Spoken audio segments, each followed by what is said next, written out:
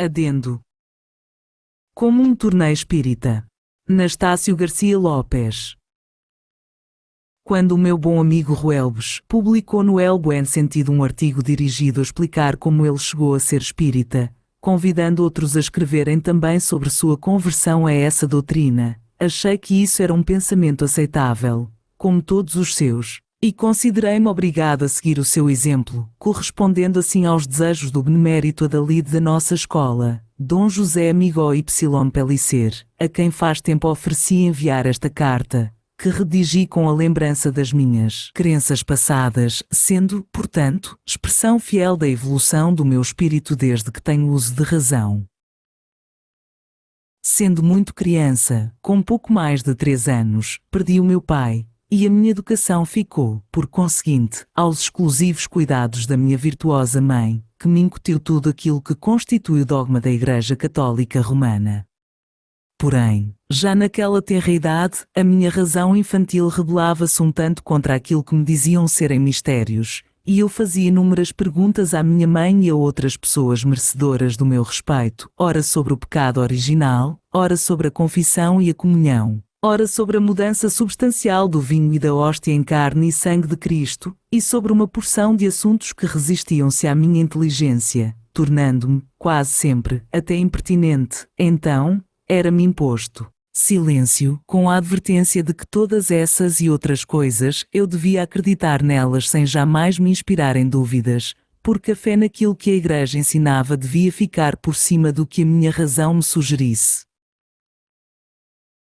De tanto me incutirem essas ideias, cheguei a ser católico, apostólico, romano tão fervente, que teria enfrentado o martírio antes de abjurar das minhas crenças, ficando entusiasmado e até invejando a sorte dos santos que tinham dado a vida para defender a religião católica.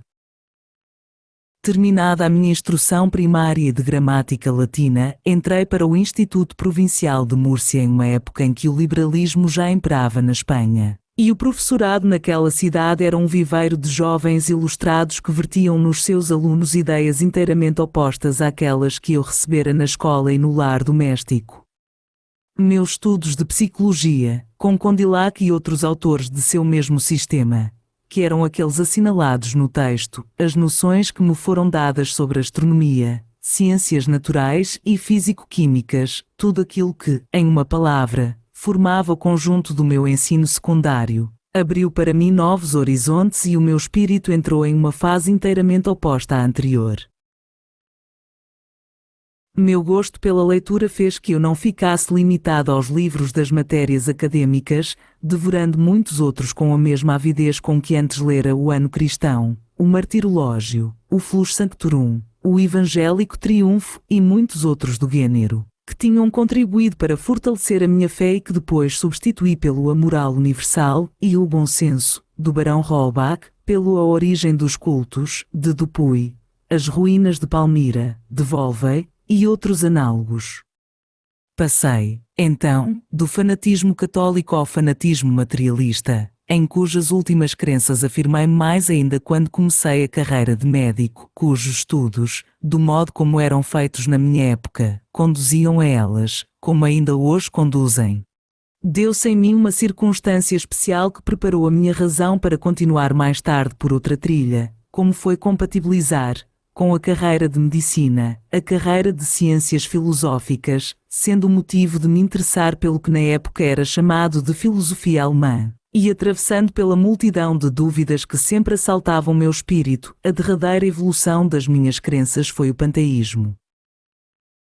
Nunca fui cético ou eclético, e sentia uma necessidade irresistível de conhecer as causas de todos os fenômenos, tanto de ordem física como de ordem moral, e sendo que desde que a minha razão teve a consistência que lhe é própria, não me era oferecida a explicação de todos os problemas da vida, de todos os fenômenos da natureza nem pelo catolicismo romano, nem pelo materialismo, nem pelo panteísmo. Fui passando por todas essas doutrinas, as quais eu admitia e rejeitava depois, ficando afinal com a panteísta, como sendo a que deixava menos lacunas para as aspirações da minha inteligência e da minha consciência.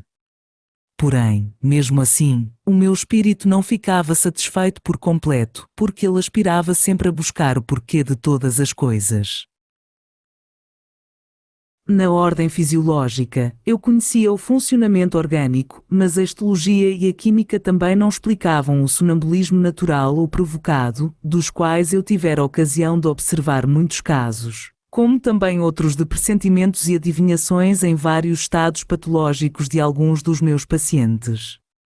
Também não me era dada explicação pela química orgânica ou pela estrutura dos tecidos, dos estados de letargia prolongados, das mortes aparentes, ou do fato curiosíssimo, que eu tinha lido, de existirem pessoas que por uma educação especial conseguiam adquirir condições fisiológicas para ficarem voluntariamente submersas em uma morte temporal, deixando em suspenso por longo tempo a circulação, a respiração, a nutrição e as secreções, como alguns faquires da Índia fazem. Muitos outros fenômenos de ordem fisiológica e patológica, cuja causa em vão eu pesquisava, eram um incentivo para buscar teorias ou inventar hipóteses que me fornecessem uma explicação para esses fatos. Na ordem moral, eu buscava também a justificação para tantos acontecimentos, ao parecer anómalos, contraditórios e nada equitativos ou harmônicos. Por que existem seres condenados a viverem na miséria e na ignorância, sendo sua vida um encadeamento de todo gênero de dores e sofrimentos? Apesar de observarem uma conduta moderada e de terem condições orgânicas e de espírito para entrarem na participação do bem-estar da humanidade, enquanto existem tantos malvados e tantos imbecis que nascem e vivem no meio da opulência, sendo a sua uma vida de intermináveis prazeres. Porque existem, ao parecer, tantas injustiças sociais, tantas iniquidades na humanidade, tantas desigualdades entre os homens? Qual é a finalidade dos seres que nascem e morrem sem terem preenchido missão alguma na Terra? Estes e outros muitos eram os problemas eu vinha propondo a mim mesmo, procurando sua razão de ser na hipótese do panteísmo, do ateísmo e do espiritualismo teológico, sem que nenhuma delas deixasse satisfeito o meu entendimento e nem a minha consciência.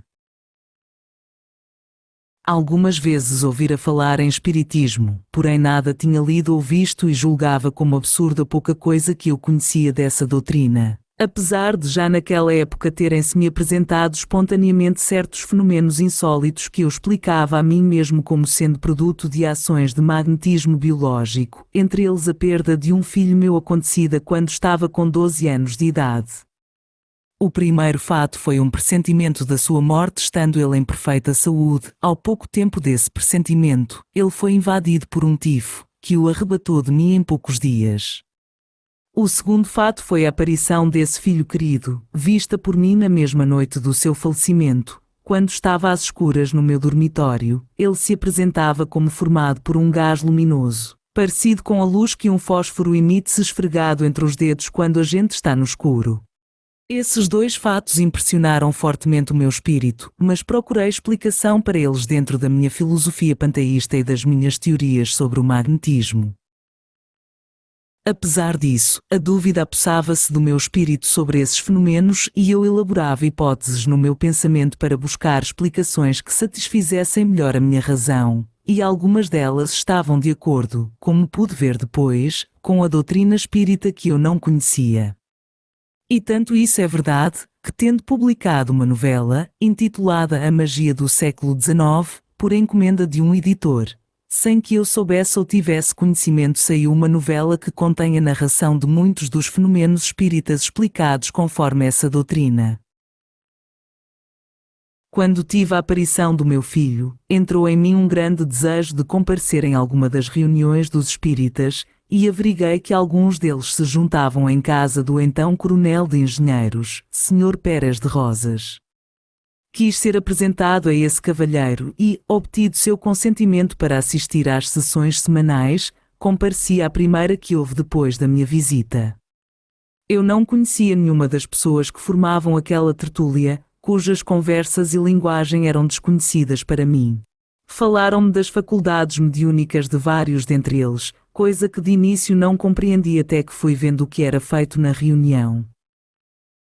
Devo confessar que as minhas primeiras impressões foram desfavoráveis e pensava achar-me em uma reunião de ilusos, carentes de bom senso. Convidaram-me para perguntar o que quisesse a qualquer um dos médiuns e, estando sentado perto do Sr. Ruelbes, ao qual estava vendo pela primeira vez, ele me disse que, se comparecessem à nossa evocação espíritos que inspirassem as respostas para as minhas perguntas, ele as passaria para mim imediatamente. Evocamos Samuel Hahnemann, e quando o Sr. Ruelbes escreveu, aqui está, comecei a propor uma série de problemas dificílimos sobre medicina homeopática. Nem bem tinha formulado o primeiro, e o médium já estava começando a escrever com admirável rapidez, preenchendo folhas cuja leitura me surpreendeu pela correção do estilo e pelos conceitos elevados com que resolvia as questões que eu colocava. Entusiasmado com essa experiência, não prestei atenção aos outros fatos da sessão, e para mim era inexplicável a maneira como eram escritos aqueles magníficos artigos que poderiam até serem publicados em um jornal científico, assim de repente e sem qualquer mediação prévia, em meio ao barulho e às conversas existentes na sala, por uma pessoa não versada nas ciências médicas, já que o Sr. Ruelbes, mesmo tendo estudado medicina anos depois, na época era muito jovem e estava cursando direito na faculdade. Minha surpresa aumentou quando, terminadas as comunicações sobre questões de homeopatia, evoquei o espírito do meu filho e o Sr. Ruelbes disse que estava vendo tal como ele era quando vivo, e apesar de não tê-lo conhecido e de eu não ter fornecido a ele nenhum dado, descreveu o menino tal como ele tinha sido, detalhando suas feições, sua cor, a roupa com que foi amortalhado e todas as minúcias necessárias para me convencer de que realmente o Ruelbes estava vendo meu filho. Este, depois, deu-me uma comunicação da nossa vida íntima, empregando o estilo e certas frases, próprias e características dele, em termos tais que, quando Ruelbes a leu para mim, acreditei estar ouvindo o meu filho falar. Para que não restasse em mim a menor dúvida, a comunicação era assinada com a inicial I, e o nome do meu filho era Emílio, fato que o Sr. Ruelbes ignorava, aliás, como todas as pessoas daquela reunião. Ao voltar para casa a minha cabeça assemelhava-se a um vulcão. Não consegui dormir em toda aquela noite e na manhã seguinte a minha primeira providência foi ir até a livraria de Bailly Ballière para comprar todas as obras que houvesse sobre espiritismo. Abrira-se para mim um novo horizonte. Tinha encontrado a chave de todos os problemas que por tantos anos agitavam o meu espírito, buscando a causa e a explicação deles em todas as filosofias, sem que nenhuma delas tivesse jamais deixado satisfeita a minha razão nem a minha consciência. Por alguns meses fiquei entregue totalmente à leitura dos livros de Allan Kardec, assisti às reuniões da casa do Sr. Pérez de Rosas. Minha mulher e meus filhos também tornaram-se espíritas, dedicando-nos, em minha casa e com as pessoas da minha família, a ensaiar a produção de fenômenos, obtendo coisas tão portentosas como nunca depois vi em nenhum círculo dentre os muitos em que compareci. 2 dos meus sobrinhos aconteceu que também eram médiuns com muitas faculdades, entre outras o sonambulismo lúcido com visão do futuro. Com esses elementos consegui obter, não somente a comprovação experimental da verdade sobre as minhas novas crenças, como também uma extensa propaganda entre os meus parentes e nas minhas relações sociais, colocando, a partir de então, a minha atividade ao serviço da escola espírita, sem receio às censuras ou ao ridículo de que com frequência tenho sido objeto, e muito menos às excomunhões que os bispos de Salamanca e Burgo de Osma fulminaram contra mim por causa de um folheto que publiquei, intitulado Exposição e Defesa das Verdades do Espiritismo. Eis aqui, resumido, como me tornei espírita e o porquê de continuar nessas crenças. Encontrei nelas o conceito que a minha consciência buscava sobre a causa primeira, conheci, até onde é possível a inteligência do homem na Terra, o Deus da ciência, muito diverso do Deus das religiões positivas. O espiritismo não era mais rejeitado pela minha razão, sendo que, despojado da ontologia com que ele me foi dado a conhecer, estava de posse de meios para demonstrar, prática e experimentalmente, a existência do espírito, a perpetuidade do ser, sua permanente individualidade através de múltiplos organismos e em muitos mundos, constituindo todos os espíritos a humanidade espalhada por todo o universo e sendo, portanto, cada planeta uma cidade habitada por seres inteligentes e passíveis de aperfeiçoamento. A partir de então, tive a solução de todas as minhas dúvidas passadas, consegui ver resolvidos todos os problemas da vida individual e social, compreendi a evolução como uma lei ineludível e a religião harmonizada com a ciência. Dissiparam-se os fatos sobrenaturais a que tão refratária tinha sido sempre a minha razão e vi que esses fenômenos portentosos, referidos como uma realidade em todas as épocas e em todas as civilizações, eram subordinados a leis naturais até então ainda não conhecidas nem investigadas e que apenas com a doutrina espírita era possível se encontrar para elas uma causalidade e uma razão de existir. Não ficou mais impossível para mim a revelação, pois compreendi a evidência das comunicações entre os vivos e os espíritos que estão na erraticidade ou em vida livre e, portanto, a ciência harmonizada com a fé raciocinada encontravam auxiliar nessas revelações para ampliar a esfera dos seus conhecimentos.